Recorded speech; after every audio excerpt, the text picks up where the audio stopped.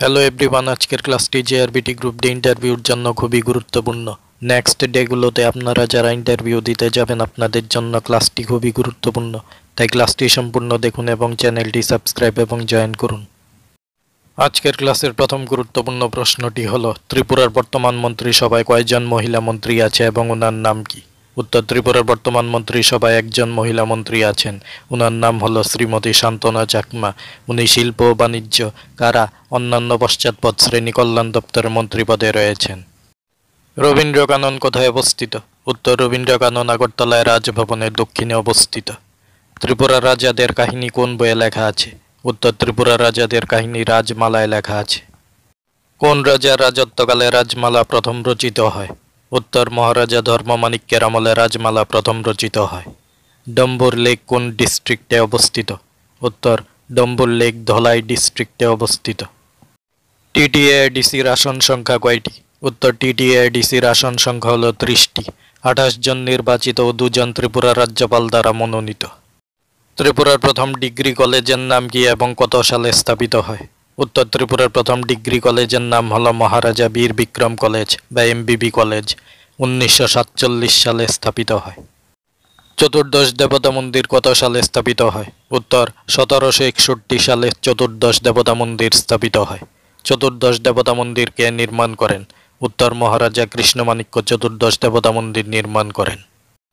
ত্রিপুরায় বর্তমানে কয়টি ডেন্টাল কলেজ আছে ও তার নাম কি? উত্তর, ত্রিপুরায় বর্তমানে একটি ডেন্টাল কলেজ আছে, Agartala government dental college.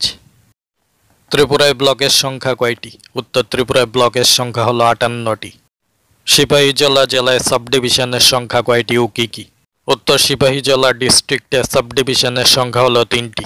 Sub ডিভিশনগুলি হলো বিশালগড়, সোনামুড়া, জম্পুইজলা।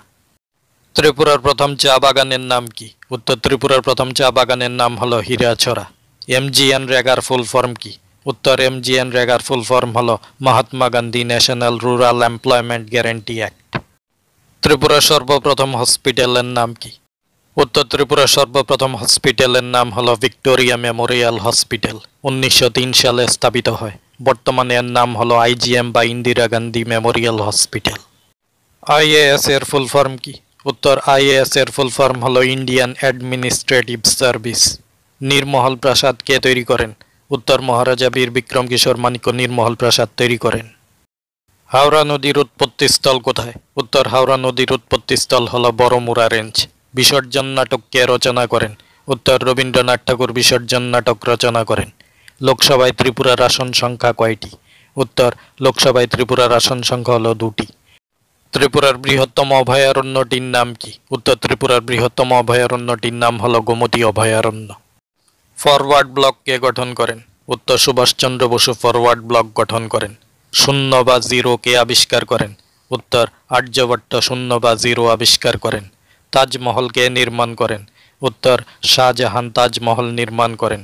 বক্সারের যুদ্ধ কত সালে হয়? উত্তর, 1764 সালে বক্সারের যুদ্ধ হয়। পানিপথের প্রথম, দ্বিতীয় ও তৃতীয় যুদ্ধ কখন হয়? উত্তর, পানিপথের প্রথম যুদ্ধ হয় 1526 খ্রিস্টাব্দে। পানিপথের দ্বিতীয় যুদ্ধ হয় 1556 খ্রিস্টাব্দে এবং পানিপথের তৃতীয় যুদ্ধ হয় 1761 খ্রিস্টাব্দে। বঙ্গভঙ্গ কত সালে হয়?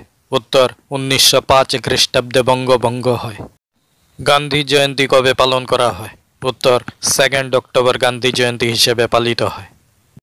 আসামের বর্তমান মুখ্যমন্ত্রীর নাম কি? উত্তর, আসামের বর্তমান মুখ্যমন্ত্রীর নাম হলো হিমন্ত বিশ্ব শর্মা। আসামের বর্তমান রাজ্যপালের নাম কি? উত্তর, আসামের বর্তমান রাজ্যপাল হলেন গুলাবচাঁদ কাটারিয়া। সুপ্রিম কোর্টের প্রথম মহিলা বিচারপতির নাম কি?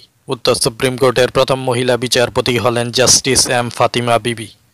আজকের আলোচিত প্রত্যেকটি প্রশ্ন জেআরবিটি গ্রুপ ডি ইন্টারভিউর জন্য খুবই গুরুত্বপূর্ণ, আর আমাদের চ্যানেলে বিভিন্ন কম্পিটিটিভ এক্সামের ক্লাস রেগুলার করানো হয়।